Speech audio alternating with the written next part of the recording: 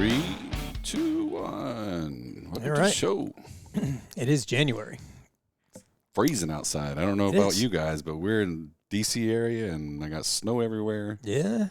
We're lucky for us. We're a little bit outside. I mean, we had like an inch at my house the other day, and I think they had like 6 or 8 inches or something downtown. Yeah, I think between the 2 snows in the past few days, we've gotten about 6 inches at our house. Yeah. Oh. We're a little bit more out in the country. I don't know. Yeah. All right, what do you got this week? All right. It was a rough start for TSP. Very rough start for the year. We'll get into that a little bit when we do the two-year weekly charts. But before we get into that, this is gonna be a pretty unique show, let's say. We're gonna take another look at some more things that I found out about the mutual fund window. A couple of really good articles I'm going to share with you guys. Most of what's been talked about is the ESG investing, right? Environmental, social, and governance is what ESG stands for. Not monosodium, not the MSG. No, not the MSG. Okay. ESG. All right. So the bonus chart is going to be a Vanguard fund that is an ESG fund. Okay, so we'll just kind of take a look at what that'll look like as mutual funds as opposed to the indexes that we ordinarily track. And then we'll take a look at the 2-year weekly charts. Okay, so TSP mutual fund window. So I would definitely check this article out. Here's the link right there. There's a whole lot more interesting information in there than what I clipped, so definitely go back and check that out. But let's just go through some of it. So the mutual fund window, it's actually a self-directed brokerage window, right? That's what the term means. SDBAs, self-directed brokerage account. Okay. So this article wasn't written specifically to TSP. It was written about self-directed brokerage windows. So the use of participant-directed windows within 401k and similar plans, right, which is like the TSP, has so far been limited, but sponsors, which for us is the TSP, are giving the investment platforms a second look to provide employees with access to ESGs, focused mutual funds, without adding more funds to the plan's investment lineup. So for us, that's different, right? They are going to be adding apparently 5,000 plans to our lineup, essentially. And I guess it's actually divided. So we'll still have the regular TSP options, the 5 options in the L funds, and then the mutual fund window will be separate. So I guess it doesn't really add to our investment plan lineup. It adds to it, but it doesn't combine with it. So this second paragraph actually is the most important one, I think, in this. Although brokerage windows, also known as self-directed brokerage accounts, let plan participants invest their account funds in stocks, bonds, and other securities, plan sponsors often limit available investments to mutual funds, referring to the platform as a mutual fund window. So since we don't know yet. The rules aren't. We don't have the rules yet. Right. We get the broad strokes of what this thing is going to look like. There was one article that said that TSP isn't going to put any restrictions on it other than what's already in the fund. Mm. So I would like to hang my hat on that until we're told otherwise. However, I mean, the possibility, in this article, which is not even related to TSP, it's talking about how 401k plan sponsors are, apparently there's a big push to either a want or a push. I'm not sure if the employees want it or the system wants you to have it. Right. Either way, ESGs are coming into the system, like the bigger financial picture. Yeah. I mean, it's just a big buzz right now about it. And for good reasons. I think it is nice. It's nice to have the option to put your money where your beliefs are. Absolutely. Right? That's the idea behind it, regardless of what your beliefs are. Yeah. That's the idea behind the whole ESG thing is I really believe in this, right? Jerry and I are part of a nonprofit, like, social entrepreneurship and investing and all. That's great stuff. the thing that we don't want to lose track of as active investors is whether it makes money. Right. So it's okay if you're willing to lose money to promote your social beliefs, right. or not just social, just any particular belief. If you want to, but that's more along the lines of donating money, in my mind. Yeah. Right. If you're okay with it, yeah, considering that I'll just count that as a donation because I lost money, or if you say to yourself, no, I'll donate in other ways. Sure. I want this money to grow so I can donate more money. It's just being an educated investor. Right. That's really all it is. There's nothing saying that you won't grow in ESGs. Like, absolutely. There are definitely ESGs, and we're going to show if the company's growing, right, you're going to grow. You're going to grow with it, right? If the ESG fund that you're in is beating the S&P 500, then great, you've beat the C fund. We're going to kind of get into a bunch of that. So let's just keep going. Okay. I don't know how to say this acronym. ERISA, let's say, the Employee Retirement Income Security Act. We're gonna see a whole lot more about that, but the act, overarching duties of prudence and loyalty still apply to a fiduciary's decision to make brokerage windows available, taking into account the nature and quality of the services provided by the arrangement. However, ERISA doesn't require plan fiduciaries to evaluate the suitability of funds or other investments that participants select for themselves through the brokerage window. So the law doesn't affect us, and it doesn't. It affects the fiduciary responsibility to meet the ESG requirements, and we're going to kind of get into that a little bit more too. All right. So in the same article, again, the article isn't about TSP, but they did have the section about TSP in there. So in June, this was last June, the TSP, which operates as a defined contribution plan to 6.3 million federal civilian and military members, said it would offer ESG funds in a new mutual fund window that will include over 5,000 funds. This feature will go live next summer. So this isn't from the TSP, but the way it's written is accurate, and it says it would offer ESG mutual funds in a mutual fund window. It doesn't say that it excludes other funds or ETFs or individual stocks. It just says that it will offer ESG funds. So you can look at it either as that's all they're going to offer is ESG mutual funds, or that's one of the things that will be offered in this 5,000 funds. We don't know yet. But what's interesting here, Lisa Wall, CEO of USSIF, a trade group for the sustainable investment industry, said the group has been in talks with TSP about adding sustainable offerings for more than a decade. Right, that gets reported by Barron's, which is a financial newspaper that's it's a very high-end, well-respected financial newspaper. Plan participants can't get ESG options until they have that platform. So the point of this is to get us access to ESG options. Okay, the point of this, a corollary or a nice to have might be that we get more options in TSP, and people can do better than they did with the 5 core funds and all that.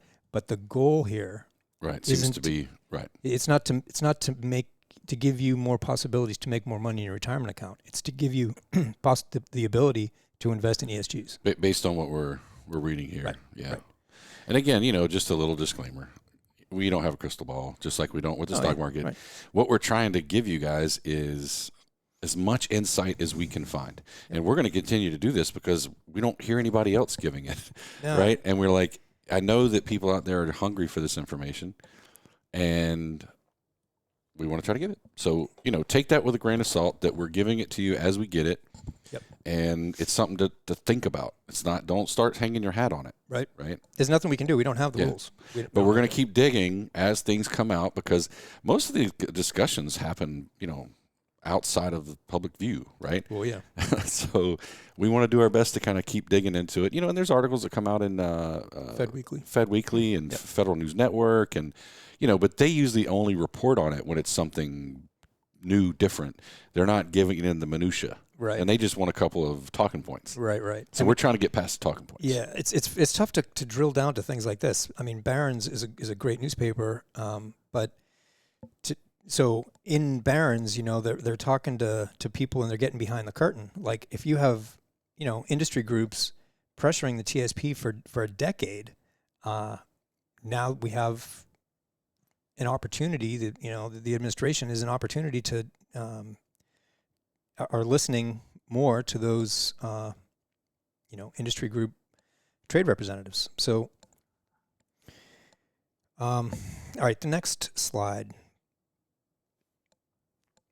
This is I can't remember exactly how I found this, and it's old, right? It's effective. Hours of Googling, that's how you found it.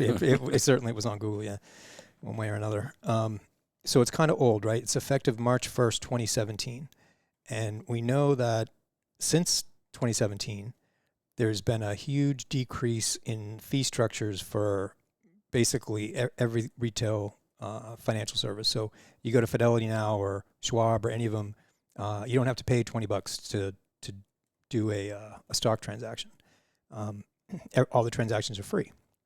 So this information is old. I don't know if it's going to apply at all or what. So it's old information, but let's just kind of go through it, because as of 2017, this is A-Lite Financial Solutions self-directed brokerage window. This is the company that TSP hired to give us access to the mutual fund window. So if we had this back in 2017, this would be the fee structure. So again, don't know if it's going to happen for us, but it's a good place to start. So here are some of the things. They're saying for their company, if you're buying mutual funds, there's $1,000 minimum investment. Okay, that's for their company. We're going to look at some of the funds, some ESGs, and how much they require for minimum investments in the fund itself, not counting what A-Lite requires. So there are load funds and no load funds. It's basically how the fee structure is set up. If no load funds, to trade them, there's no fee, right? No transaction fee. On a loaded fund, they're getting the fees a different way, so they don't charge them on the transaction fee. On no load or low load funds, the company, right, A-Lite, is charging you $34.75 every time you make a trade. Exchange between funds is $10, right? And if you want to do it over the phone, that'll cost you $25. Okay. There's a quarterly maintenance fee. So we had talked before about how are we going to pay for the mutual fund window? Mm-hmm. There's a quarterly maintenance fee of $20. So if everybody who's using that as an option. Now this is associated with some 401k. I mean, I forgot where you said you got this. This is A-Lite. This is the company. Yeah, A-Lite company. Yeah. But where are they? This is generally how they treat the mutual fund window, self-directed brokerage window. Yeah, I mean, this for is anybody that's their client for a mutual fund window. Yep. Yeah, that's interesting, because you and I had a conversation, I guess, a couple of weeks ago where we were talking about, how it's always how are they going to pay for it, because they don't do it for free. No, right? Can't. However, you say that in one breath. That is really the reality. Like 5 years ago, as we've gotten closer to where we are now, you've got companies like, Fidelity, who we both have accounts with, right? Just a few years ago was still charging fees, not commissions, right? The no commission thing has been around a long time. The no fees thing, right? Robinhood started that, right? Because once the competition's doing it, you got to do it. Yep. Even they, took them a while to get there. So could this be a time when, because of all the competition with all the other investment opportunities, investing opportunities, do they come, with another version that's like low fee, no fee kind of thing? Who knows? Yep. But it's hard. You're going to pay somewhere. Either the gov pays for us, which isn't going to happen. Which is probably not going to happen. Yeah. or we pay for it somewhere. Yeah. And so that, I mean, I think the takeaway is that obviously you have to keep all these fees in mind Yeah. when you're going to start trading, if you're going to be an active trader, which is again something we talked about, where that's probably why, big quotation marks, probably, like we don't know, but probably why, as we discussed, so few people that have these mutual fund windows in their 401k actually use them. Yep, that's why. Because if you have to sit there and calculate what your fee, how the fees are going to eat into your rate of return, Yep. that starts to get difficult. And so most people are just, it's hard enough to get somebody to be an active investor anyway. Once you start making those, it's like, oh man, I don't know, I'm just not going to do it. Yeah. So. Yeah, the fee structure, when I found this, it definitely put up a flag, or it is what it is. Some one way or another, they have to get paid, and so if it's straightforward, through quarterly maintenance fees and transaction fees, then that's the way it is, and it'll hamper our ability to actively manage within the mutual fund window. Again, if mutual funds are the only option. Okay. So what exactly is an ESG mutual fund? Really good article from Forbes. Okay, definitely check out that link because I'm not going through the whole thing, but it's a really good article, and there are some things I want to go through. So at the end game of this is the best ESG funds of 2022. Okay, so there are 7 of them, and I'll put the list of them up at the end, and then we're going to go through a couple really interesting things about them. So the idea is investing can help you achieve your goals that go beyond monetary returns. While your focus as an investor should always be on getting the best possible performance, more and more people also want their money to reward companies that have positive impact on the environment and society. Okay. So what is ESG investing? It's a strategy where people put their money to work in companies that have a positive net impact on the environment and society, led by a management team that achieves these goals via better corporate governance. Okay. All that, the acronym is ESG, stands for environmental, social, and governance. They're the 3 core pillars of this investing philosophy. Okay. This is only a sample of the kinds of questions ESG investors ask themselves when they evaluate companies. ESG relies on independent research organizations to score public companies for their performance in addressing these issues. ESG scores aim to provide objective, credible ratings of how well the company manages their environmental, social, and governance policies. So these are the things that they look for to give you an ESG score that allows you to have your fund listed as an ESG fund. Okay, so I don't need to read all that stuff, you guys. You can take a look at it. How does it work? So, like any other type of fund, ESG funds adopt one of 2 approaches to the portfolio, right? Either passive or active. So they passively track an index, or actively pick investments based on their own research, right? So Fidelity or Forbes in this article included both active and passive ESG funds in the listing. Active ESG mutual funds and ETFs conduct their own research to identify funds that meet the criteria. Passive ESG funds rely on third-party indexes to screen companies for compliance with the ESG requirements. These indexes choose companies whose ESG scores are above set thresholds, and ESG fund managers build a portfolio of investments to track the index's performance. Okay.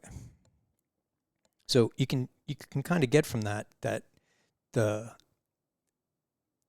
are rules put in place, and fund managers go through companies that have met certain scores in terms of their their ESG compatibility, basically, and they pick those companies and put them in a fund, and you buy those funds, those basket of companies that have met those requirements. So, all right, the methodology of the article, the Forbes article. So they started by looking at about 80 ETFs and mutual funds that were focused on ESG investing. So while some investors are willing to sacrifice returns in exchange for ESG-focused investments, we were not. We excluded funds that did not have at least 3 years of performance data. We also excluded funds whose performance fell slightly below the benchmark S&P 500 or other ESG funds. So if the funds weren't performing well, they weren't included. Beyond performance, we considered the costs associated with each fund. The index funds on our list are the least expensive we found. Okay, these are the least expensive and tend to perform best over long periods of time, which is what we want, right? We did include more expensive actively managed funds based on their after-fee performance. It's worth noting one word of caution, right? Several ESG funds in our list had outsized performance on a 1 or 3 year basis. This performance in part reflects the remarkable price appreciation for growth stocks generally in the past 1 to 3 years. How these funds will perform over much longer time periods, which is far more important than short-term performance, is unknowable. It is certainly reasonable to believe that rising rates and a shift to value stocks could see many ESG funds underperform over the next 5 to 10 years. Okay, and then finally, we consider how each fund selects ESG companies and debt. Our goal was wasn't to impose our value judgment on the selection. Rather, we were looking for a wide variety of methodologies and ESG concentrations. All right. So that's the methodology for this thing. So what are the 7 best ESG funds according to Forbes for 2022? You got Vanguard Social Index Fund. iShares has a version. And that first one is the one we're going to look at for the bonus chart. Yeah, that's going to be the bonus chart. So there's the first 3. There's the second 3, and the last one is Alliance Bernstein Sustainable Growth Thematic Fund. Okay, so this is expanded out. Basically, if you hit the why we picked it, so you go to the link, go to the article online. When you get to this section of the article, there's a link that says why we picked it, and it expands out to all this. So if you did it for any of these, you pick the why we picked it link, and it expands it out. Okay. So I expanded this one to point out this one thing. When you expand it out, it gives a pretty good description of what the fund does, and its top 5 holdings. Okay. So the top 5 holdings is really important. But the other thing about this that I thought was interesting is this active mutual fund normally holds 30 to 60 stocks from developed economies and emerging markets, diversified across industries. Emerging markets. So if we remember from the news, I haven't heard much about it recently, but there was an attempt to, I don't remember if it was to expand the I fund or to add another fund or what, but it was the problem was around emerging markets, China basically. Yeah. When we say emerging markets, that's generally what we're talking about. China and some others, but it's a big China's a big one. Big piece. Right. And so politics comes into play. Right. So Congress doesn't want government employees investing their retirement dollars in Chinese companies. And so but emerging markets tend, under certain circumstances, to do really, really well. Right. And lots of normal investors outside of the TSP are investing in China all like the crazy. time. Oh, yeah. So I circled that because I wonder, are they going to go through these, say there's 5,000 funds in the list, right? And are they going to go through them and pick those out? And pick out the ones that have exposure to China, let's just say. Yeah. I don't know. Be interesting to see. Yeah. And if the fund, this is an active fund, right? There's a fund manager that's buying in and out of companies that are on that ESG compliant list. Right. Are they going to be precluded from, from adding certain companies, even though they're on the list? Right. But they're Chinese based in some way. Emerging markets. Yeah. Don't know. We're going to find out. So this one in terms of the top 5 holdings are companies that people probably have never heard of. And you maybe would expect that, right? You wouldn't expect to see R.J. Reynolds, for example, in an ESG fund. Right? Is R.J. Reynolds even still around? I don't. You're the North Carolina guy. I know. The fact that you picked that just caught me off guard because my entire family worked for them growing up. But I don't. They're definitely not as big as they used to be. Yeah. No, I mean. But you wouldn't expect to see this. Yeah, like Royal Phillips. I'm trying to pick out one that I know something about, but I've heard of some of these. Yeah, I don't know anything about any of them, but that's I would expect that, right? Right. So kind of keep that in the back of your mind because the next one is going to be kind of funny. But let's just talk about this. So here's their return: 5 years, 21.5%; 10 years, 14%, and their expense ratio is 0.81.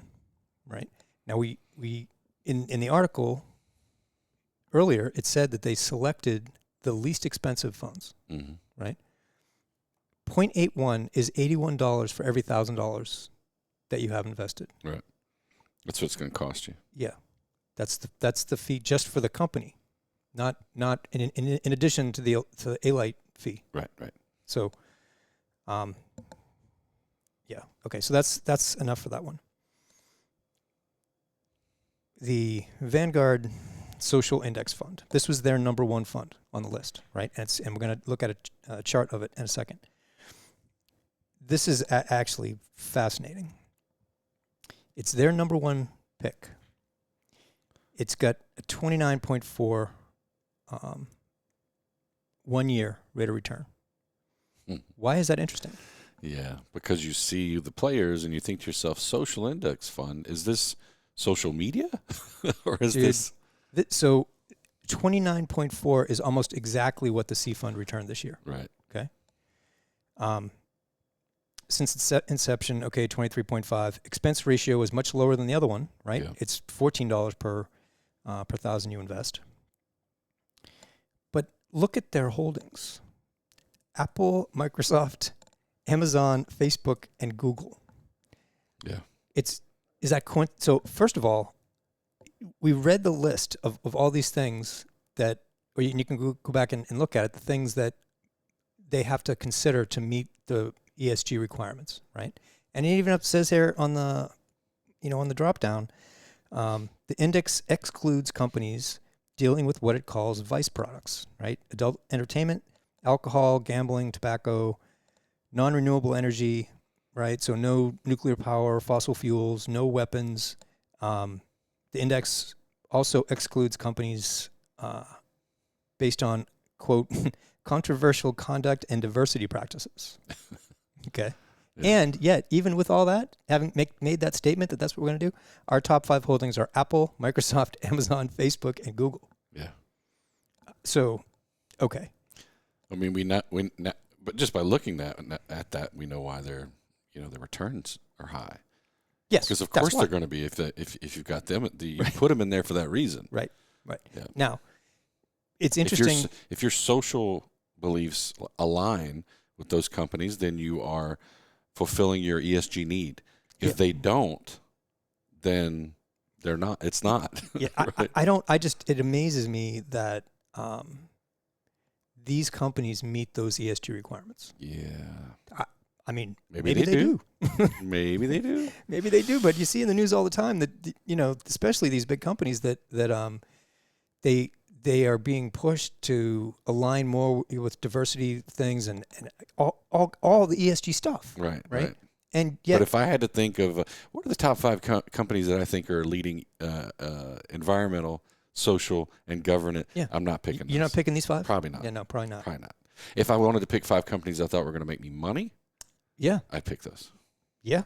That's you'd be right. If you guys can tell, that's what we're trying to get you to understand is this digging a little deeper into this whole ESG thing is very important. Yeah. Know where your money's going. We're not making judgment either way. Yeah. No. We're going to tend to be on the side of making more money, but we have our own, beliefs too. Like there's certain things we probably wouldn't put our money into, but that's your personal decision, right? We always talk about that, like your personal risk tolerance that same thought process aligns with your personal social beliefs. Sure. Right? So if you really are jazzed about this whole ESG thing, and you say to yourself, "Oh, well, this fund is on the ESG list, and it's making great money. I'm going to put my money in it." Yep. Dig a little deeper. Yeah. Make sure it's the companies you really think it is. Right. Absolutely, 100%. All right. So it's rare that I'm 100% right. Yeah, but I'd say that's 100% right there, bro. All right. So the bonus chart is that Vanguard fund. So hopefully you guys can see. I tried to make the colors as differential as I could, so basically, as far as that goes, the orange line that you can kind of see in different places behind the red and black line, that orange line is the S&P 500. It's the C fund. So obviously, this fund tracks the S&P 500. It's an ESG. It's technically, able to be listed as an ESG, and it tracks the S&P 500 almost exactly. So that's the first thing I wanted to point out about that. The second thing is, this is a line chart. It's not a candlestick chart. And the reason is mutual funds, unlike ETFs, mutual funds have what's called net asset value at the end of the day.